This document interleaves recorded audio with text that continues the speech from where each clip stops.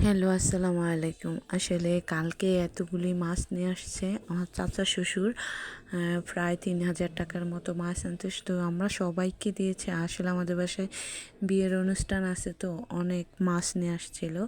তো আমরা মাছ সবাই কাইটে কুইটে নিয়ে ধুয়ে নিয়ে আসছি। আমি আবার ধুয়ে নেওয়ার পরে কয়েকটা মাছ মানে রান্না করার জন্য রেডি করতেছিলাম। অনেকগুলি মাছ নিয়ে আসছিল, বৃষ্টি হচ্ছিল অনেক। তারপরে মাছগুলি ভেজে নিলাম, মানে খুবই মজা লাগলো। এগুলো আসলে পুকুরের মাছ ছিল, হঠাৎ করে নিয়ে আসছে।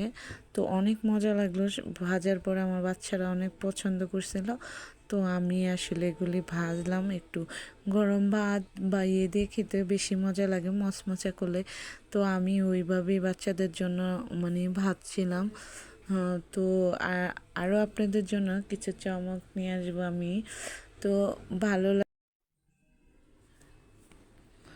আর এটা যাইতেছে কেন?